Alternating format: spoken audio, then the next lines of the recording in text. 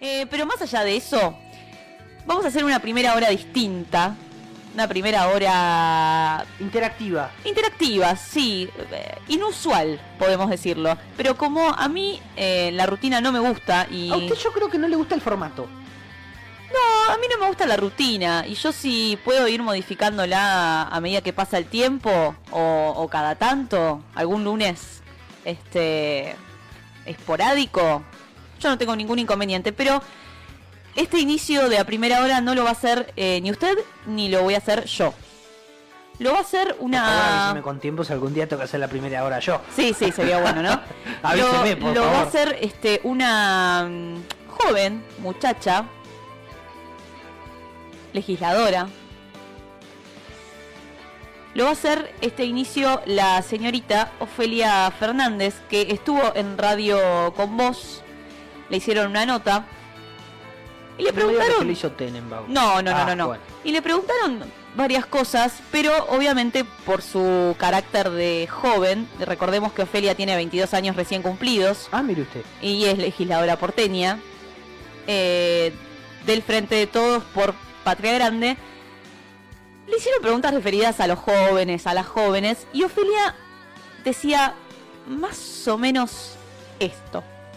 Una época donde muchos chicos y chicas como vos, de tu perfil, vos sos un producto de la clase media, me equivoco, ¿no? ¿Fuiste el Pellegrini? Sí, fue el Pellegrini. Super clase media. Y bueno, muchos chicos se volcaron a la militancia de la mano del kirchnerismo. También como una proyección todavía mayor del 2001. Pero ahora pareciera que muchos chicos se entusiasman con ideas como las de Milei. No es que lo quiero poner como referencia todo el tiempo, pero está pasando, es un fenómeno que empieza a pasar y muy fuerte. ¿Por qué? ¿Por qué ustedes no convocan tanto como convocaban antes? ¿Por qué no entusiasman? Y yo creo que de alguna manera hoy no está, las mayores inquietudes o frustraciones de un pibe no están ni cerca de estar resueltas, ni hay una línea particular para ese sector, no hay nada. Entonces no me sorprende, qué sé yo lo vengo diciendo desde hace 2 añitos, porque es mi generación, la veo, no la veo apenas salgo de la legislatura, ya sea con mis amigos o porque elijo verla, porque es el sujeto con el que siempre construí, del que más compañeros tengo. Y la realidad es que hay un gran problema vinculado al trabajo, tanto de desempleo como de precarización, para cualquier joven que piense en trabajar. Hay un gran problema en relación a la vivienda. Ningún pibe sabe bien cómo va a ser para irse de la casa de sus viejos a alquilar. Jamás ningún pibe se imagina, se viene la compra de la casa. O sea, por nombrar lo estructural en la vida de un pibe. Si bien también hay otras cosas, aparece un gran problema en relación a la salud mental, por ejemplo, post pandemia, o al menos aparece mundialmente una idea política de la salud mental que saca conclusiones en relación a que los pibes están cada vez más ansiosos, deprimidos, con trastornos alimenticios, con problemas de consumo, y no es que es porque todos están propensos o tienen una psiquis más débil individualmente, es un problema colectivo de la época, ¿no? Una ansiedad colectiva de la época. Entonces, y pensar en herramientas vinculadas a eso. Así como los dos movimientos que se fundaron recientemente generacionalmente, como lo son el feminismo, no se fundaron, se refundaron tal vez, tuvieron una etapa más masiva, como son el feminismo y el ambientalismo.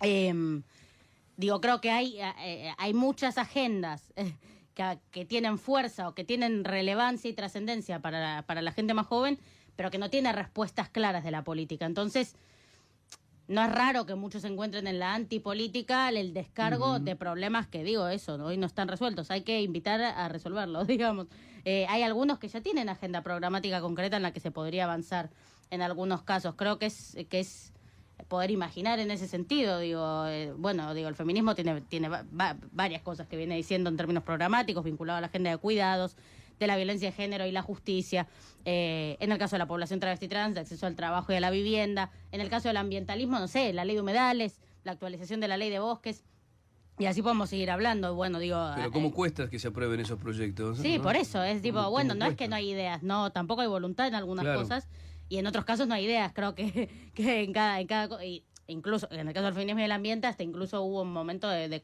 concebir que eran agendas de segunda o minoritarias que restaban votos, ¿no? Lo cual fue muy ofensivo, porque para mí lo que restaba votos era que los pilares fundacionales del peronismo, que son la justicia social, redistribución de la riqueza y la ampliación de derechos, no estén garantizados. Creo que eso restó votos. No lo nuevo, sino lo que prometemos siempre no esté garantizado. Así que creo que ahí a los jóvenes los volvés a enamorar, que invitándolos a transformar la vida, pero también haciendo cosas, digamos, Obvio, ¿no? claro. Muy bien, a los jóvenes los invitás, a los jóvenes los volvés a enamorar, invitándolos a transformar la vida, pero también haciendo cosas. La antipolítica como resultado de un descontento social. Agenda de la gente más joven que no tiene respuestas de la política. Desempleo, precarización, imposibilidad de acceder a la vivienda, problemas de ansiedad colectivas, digamos, respecto a la salud mental.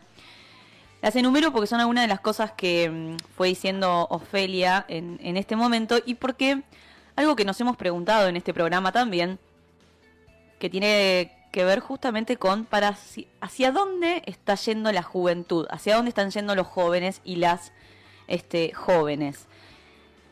¿Qué pasa? ¿Qué pasa con aquellos y aquellas que se están volcando a la ultraderecha?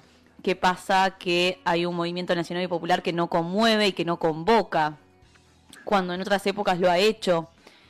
¿Y qué pasa fundamentalmente si esos jóvenes y esas jóvenes no se involucran en la política, no se involucran en la vida cotidiana, no se involucran en las problemáticas que atraviesan la vida cotidiana? ¿Qué pasa si seguimos en este camino de individualizar, ¿no? Digo, tenemos individuos más que sociedad o sociedades. Quizás es mucho más sencillo para algunos sectores, dícese la derecha y la ultraderecha, generar individuos, separarlos, aislarlas, y de ese modo se hace más simple la dominación. No lo sé, son reflexiones, incluso hasta pueden ser preguntas. Pero este audio me parecía muy interesante como forma de introducción para abordar un tema que en lo personal me preocupa mucho, también me ocupa, que acá en este programa lo hemos conversado, al menos de manera inicial, hemos arrojado algunas ideas. Y esto, hay algo que Ofelia dice en un momento de la entrevista, que es, a ver, los jóvenes y las jóvenes no es que se van a la ultraderecha, porque se podrían ir a cualquier otro lado que los convoque. Que sintetice sus demandas, que contenga sus inquietudes, ¿no? Entonces, lo que ella dice es, en este caso, porque siempre se adjudica que, bueno, no están yendo al lado del campo nacional y popular y se están yendo quizás al fenómeno Milei, ¿no? Lo que ella dice es, digamos, más allá de Milei, más allá del fenómeno Milei, más allá de... podrían irse tranquilamente a la izquierda si la izquierda los convocase. De hecho, los convoca en algunas con algunas agendas. Entonces lo que ella dice es, la juventud se va a ir a donde se sienta contenida. No necesariamente se va a ir a la ultraderecha por convicción o por la ideología en sí misma, por las ideas. Se va porque la contiene. Ni más ni menos que eso. Y eso me parece fundamental charlarlo. ¿Qué pasa? Que el campo nacional y popular no está pudiendo contener las demandas sociales, las inquietudes de la juventud, no está pudiendo enamorar y no está pudiendo resolverle los problemas a la gente. Que esa es la principal, el elemento fundamental, digamos. No le está pudiendo resolver las problemáticas a la gente. Ofelia lo dice sobre el final. Dice, las bases del peronismo, esto de la justicia social y demás, no están siendo garantizadas. Entonces, ¿qué pasa con eso? Ahí me parece que está el problema. No es la antipolítica por la antipolítica en sí misma, por la ideología, digamos, ideológicamente hablando, no hay una antipolítica, o bueno, sí la hay, pero no en su mayoría, sino que aquellas personas se vuelcan hacia esos lugares porque no hay respuesta de la política. y no hay respuesta fundamentalmente de un sector de la política que se ha caracterizado a lo largo de la historia por darlas. Yo pensaba, mientras escuchaba a Ofelia, y me preguntaba sobre cómo nació el peronismo.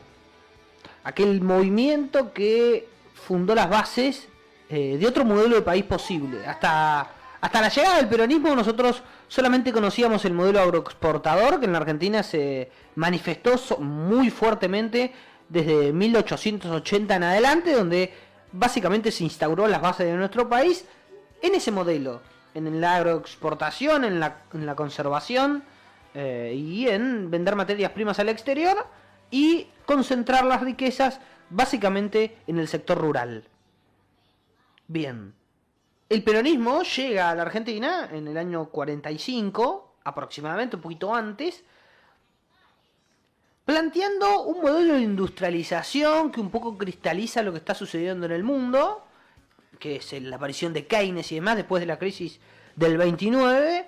Entonces, esa aparición del peronismo marca en la Argentina otro modo de vivir posible, desde otras bases, sobre todo en la industria. Pero, ¿por qué la gente empieza a creer, a votar y a seguir al peronismo? Porque el peronismo se funda desde el hacer, no desde el relato. El relato viene después, pero los trabajadores empezaron a darse cuenta que en esa dictadura, que en ese golpe de Estado, hay que decir que en los años 40 en la Argentina hay un golpe de Estado de origen nacionalista, a partir del cual aparece Perón dentro de las autoridades de ese modelo militar, y desde la Secretaría de Trabajo... Eso iba a decir. Recordemos que la mayor cantidad de toma de decisiones que Perón tiene y la mayor cantidad de políticas que se implementan con Perón desde la Secretaría de Trabajo y Previsión. Perón desde la Secretaría de Trabajo y Previsión empieza a implementar políticas públicas determinadas. Digo, el Estatuto del Peón Rural, por poner un ejemplo, darle derechos al peón rural, establecer las 8 horas, establecer las negociaciones colectivas de trabajo, las paritarias, establecer las vacaciones pagas. Todo eso empieza a surgir desde la Secretaría de Trabajo y Previsión. Entonces el trabajador empieza a ver cómo su vida cambia y cómo empieza a tener derechos frente a los patrones. Y desde el hacer, desde darse cuenta de que alguien está tomando decisiones en su favor, empieza a seguir a Perón. A partir de ello, y a partir de que la sociedad toma conciencia de ello, empieza a vislumbrarlo su realidad, terminan copando una plaza, cuando Perón lo meten preso en Martín García, pidiendo por su liberación, liberándolo y después haciéndolo presidente. Y como presidente, esa ilusión no quedó ahí. Perón siguió haciendo. Fortaleció los sindicatos, fortaleció el consumo, fortaleció al sector trabajador, empezó el IAPI, entonces una parte de las ganancias del campo iban directamente a la industria. Era eso el IAPI, ¿eh? Entonces, si el peronismo nace desde el hacer, quiere decir que la convocatoria inicial primera tiene que ser desde la política. Desde el hacer en la política, en la instrumentación de medidas que a la gente le cambien la vida en su favor y entonces a partir de ahí empiece a vislumbrar horizontes distintos. Eso pasó en la Argentina no sé tanto. Ahora, a eso también le tenés que agregar épica. También tiene que tener un relato, una narrativa, el por qué hago esto, por qué te beneficia y por qué tenés que seguirme. Eso hoy no existe. Ninguna de las dos. En no realidad, existe perdón. Ni la solución ni la épica. No, pero perdón. Yo hay algo que lo someto también para que lo pensemos. No es solamente el hecho de convocar para que sigan a tal o cual dirigente, sino para que se apropien de tales o cuales ideas. Claro. Que impacten, digamos, que busquen beneficiar directamente a los sectores, en este caso de los que estamos hablando, digo, clase media, clase trabajadora, clase empobrecida, marginada. Digo, no es solamente el hacer para que te sigan como figura política, sino es hacer política, hacer desde la política, que desde la política se les resuelvan los problemas a las personas, se les resuelvan los problemas a la gente, y que esas personas, que esa comunidad pueda apropiarse de determinadas ideas, no que atenten contra sí mismos, sino más bien de determinadas ideas que defiendan a ultranza, que defiendan a rajatabla, para beneficiarse, para beneficio, pero no beneficio de unos pocos, beneficio de las grandes mayorías. Digo, me parece fundamental destacar eso, de la necesidad de poder entender y de apropiarnos de determinadas ideas que nos mejoren o que apunten a mejorarnos la calidad de vida. De eso tiene que ver la narrativa. Digo, a partir de una narrativa, vos encadenás una serie de ideas que representan un proyecto y que representan el mejoramiento de la vida de muchos. También lo que digo es, hay intereses. Digo, los trabajadores y trabajadoras tienen intereses de vivir mejor.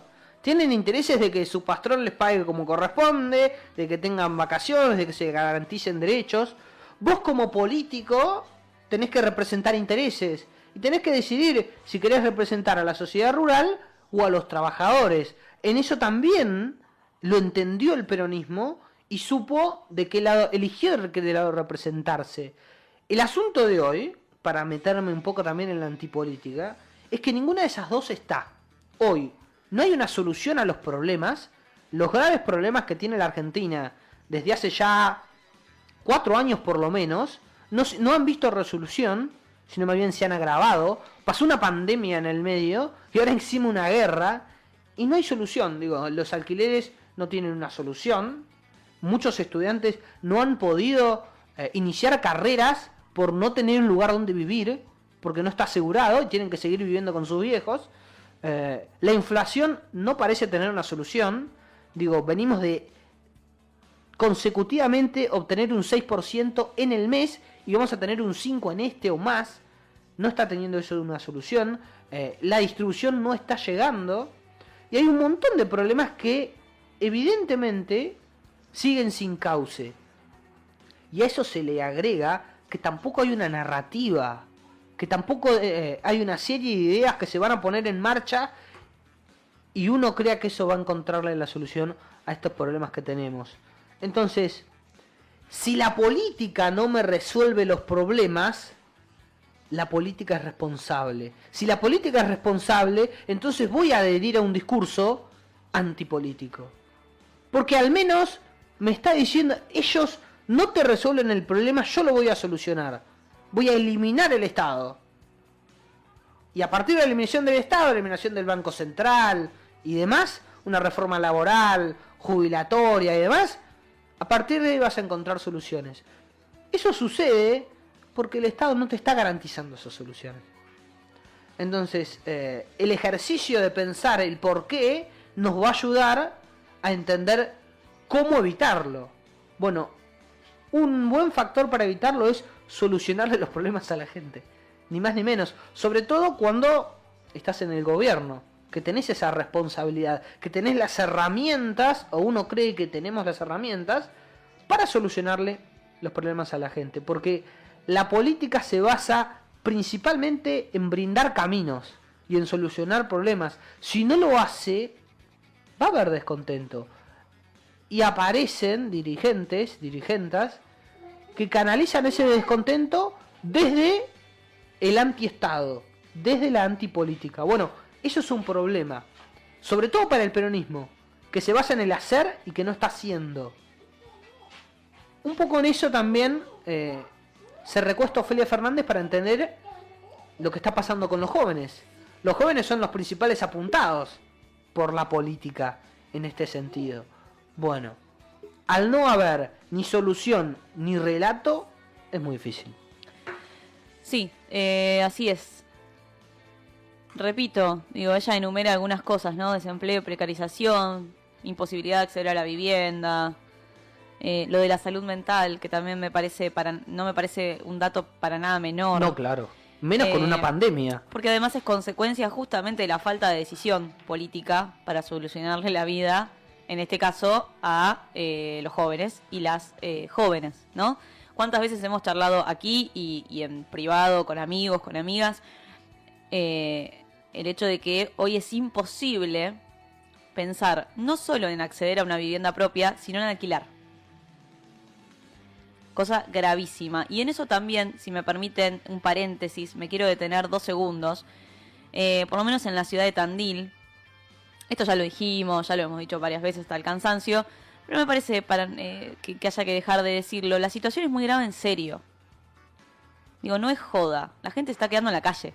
Literal.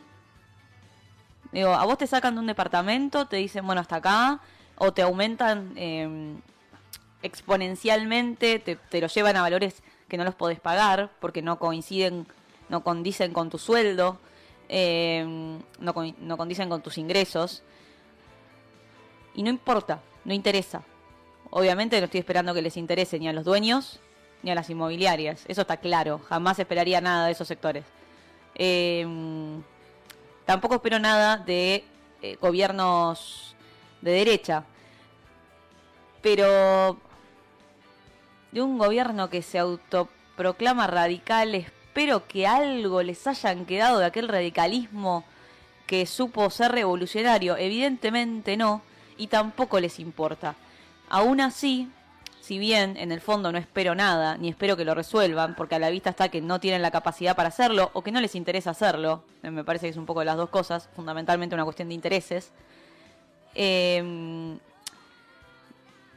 Digo, empecemos a pensar, o empiecen a pensar, mejor dicho, que no sé si es tan lindo de repente tener una ciudad llena de carpas y casillas venidas abajo porque la gente tiene que ir a vivir ahí porque no tiene una casa.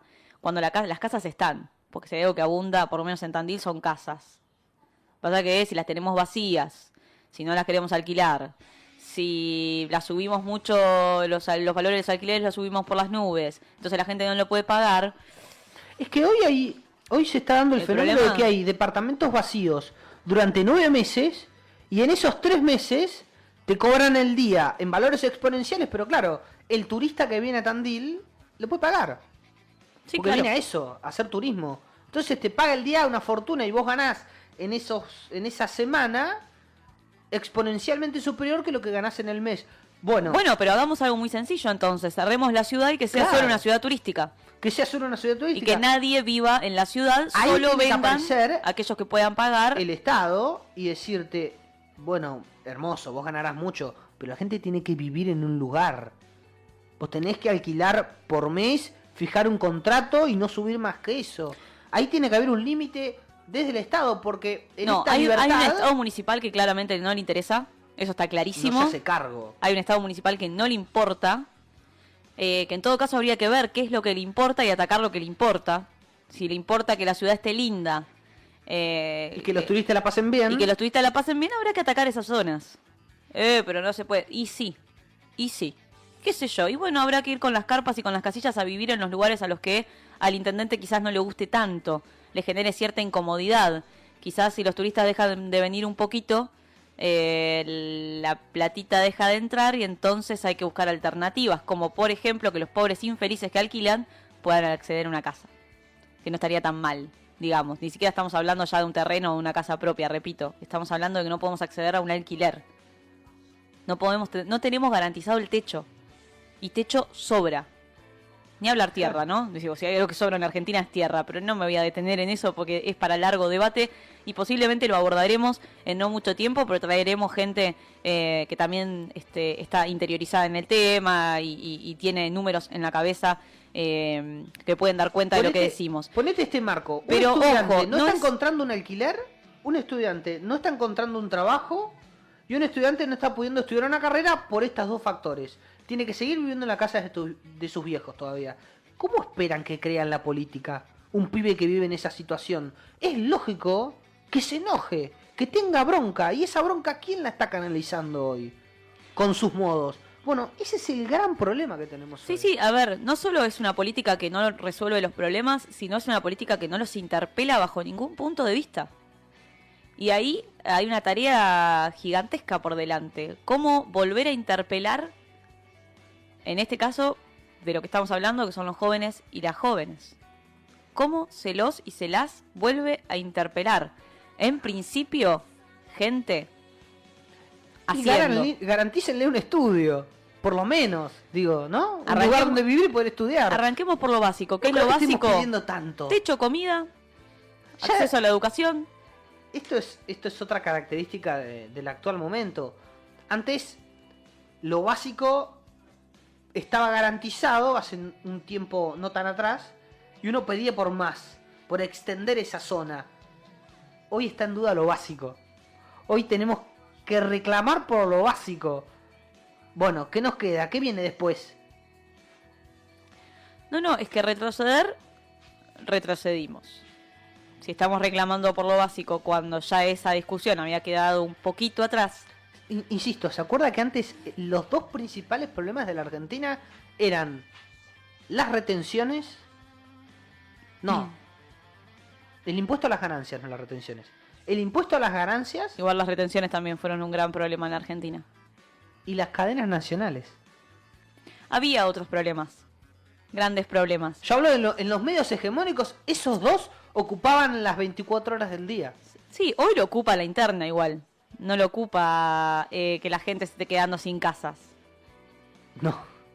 Eso también requiere de un desarrollo ¿Cuántos de medios- la agenda de los medios. ¿Cuántos medios masivos de comunicación, cuántos medios hegemónicos vemos que estén dando manija permanentemente en pos de que se ponga en agenda, digamos, y se busque la solución de el tema de la vivienda? Sí, se toca, sí se habló cuando fue la ley de alquileres y el tratamiento de la ley, sí se convoca a tal o cual para venir a hablar cada tanto del tema. Pero lo que prima es la interna del Frente de Todos, de Juntos por el Cambio, el fenómeno Milei y esas cosas que lo único que hacen es alejar cada día un poco más a la ciudadanía, al ciudadano, a la ciudadana de la política.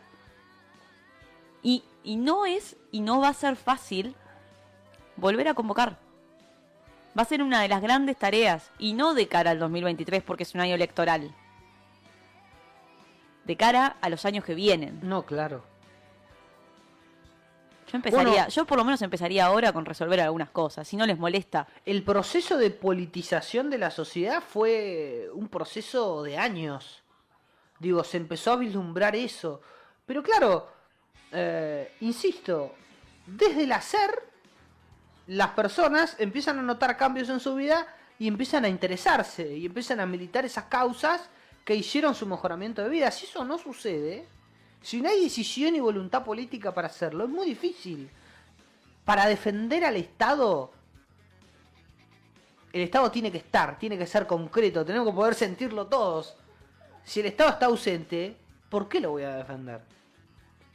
Esa pregunta me parece que hoy es imprescindible que se lo haga la política y que busque soluciones en torno a eso. Porque si no, estos personajes aparecen que defienden no el Estado ausente, sino el Estado que no exista y un mercado libre y desigual. Y ojo, esto no lo estamos diciendo por fuera de. No, claro. Somos parte. No solo porque pertenecemos a esos jóvenes y a esas jóvenes, sino porque además padecemos la falta de toma de decisiones políticas que apunten a garantizarnos los derechos básicos. Digo, porque a veces lo que sucede con la mayoría de los medios, ya bien conocidos por todos y por todas, es que te hablan como desde un nivel de superioridad, como por fuera de esa Claro. realidad que están comentando. Con los sueldos de los medios hegemónicos. No sé, bueno, sin ir más lejos, trabajadores de Página 12 están están tomando medidas de No, sí, desde fuerza, ya. digo, hay muchos bardos con Hablamos eso. de periodistas más consagrados, Pero claro, que exacto. son la cara. Lo que prima en los grandes medios es que quienes te hablan como por fuera de la realidad que te están comentando. Si nosotros nos metemos en Mira, el interior de esos el- medios, nos vamos a encontrar otras realidades. Mira, el otro día en un lugar que estuve, se dijo algo así como, en un momento, alguna persona levantó la mano para hablar, y dentro de lo que estaba diciendo, que venía más o menos bien, en un momento dijo, ¿por qué hay que empezar a bajar al territorio?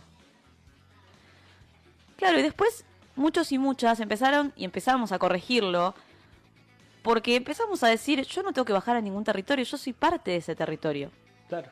Yo no tengo que ver cómo, digamos, no tienen para alquilar o no tienen para comer. Yo soy parte de eso. Yo tengo los mismos problemas que vos. Yo no tengo que bajar a ver cómo un pibe o una piba de 20 y pico no accede a un trabajo. Yo soy parte de eso. O cómo trabajan sin cobrar, o cómo tienen sus laburos precarizados. Digo, somos parte.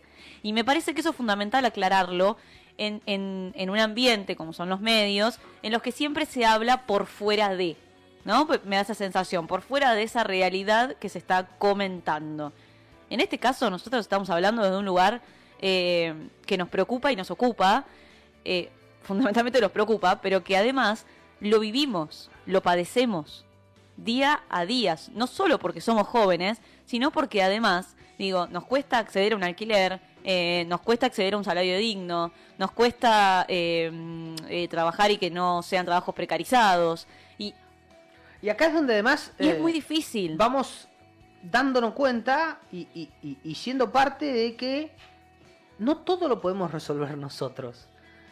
Digo, si una inmobiliaria me sube el alquiler a precios exorbitantes y encuentro alrededor todos alquileres por día o por mes, pero también con precios exorbitantes, si en el trabajo mis derechos están absolutamente precarizados, si no puedo estudiar una carrera justamente por esto, digo, hasta ahí llego yo. No puedo fundar mi propia inmobiliaria y decir, voy a poner toda la plata porque no lo tengo al capital. No, claro. Entonces, ahí es donde uno se da cuenta de las consecuencias de un Estado ausente. Y ahí es donde muere el relato liberal. Y de una también. sociedad individualizada. Yo eso no me lo saco de la cabeza. Digamos, la falta de organización también genera esto. La falta de organización sin duda genera esto. Es mucho más simple manejar, controlar y dominar individuos que masas. No, claro. Para ciertos sectores, para otros creía que era más fácil controlar y manejar masas. Tal vez... Porque es cierto que ante estos problemas tampoco hay una movilización colectiva para intentar reclamar o cambiar esta realidad. Tensionar. Claro. Escuché mucho esa palabra este fin de semana. Tensionar. No tener miedo a tensionar. Somos parte de este gobierno, digo, nosotros lo votamos, nos hacemos cargo, nadie puede mirar para un costado de quienes lo votaron. Digo, no hagamos la gran los 90, que después nadie lo había votado y el tipo ganó 2 mandatos. Sí, claro. No jodamos. Lo que digo es, si somos parte de este gobierno o si en algún momento lo hemos apoyado, lo hemos votado o lo que sea, digo, también tenemos la posibilidad y hasta te diría por momentos la obligación de tensionar. Digo, ¿qué pasa con la movilización popular? ¿Qué pasa? ¿Por qué le tenemos tanto miedo a veces a las discusiones? ¿Por qué le tenemos tanto miedo a los debates? ¿Por qué le tenemos tanto miedo a veces a decir, che, mirá, me parece que que la estás pifiando, que estás por fuera? Y que eso no necesariamente implica romper todo, destruir todo, sino simplemente visibilizar que aquellos sujetos a quienes las políticas en principio de, por ejemplo, quienes gobiernan, que son el frente de todos, estaban apuntadas, no están llegando. No se le está mejorando la calidad de vida a la gente, se han hecho algunas cosas bien, no hay que negarlo tampoco, porque no es todo negro, pero el grueso no la está pasando bien. Y entonces hay que marcarlo. Y eso no es tirar piedra o estar en contra o lo que sea, es simplemente marcar un poco, tensionar un poco, movilizarnos un poco en pos de algún modo de que esto pueda encauzarse, si es que eso es posible. Bueno, hasta acá esta primera parte. ¿Esta es la primera parte nomás?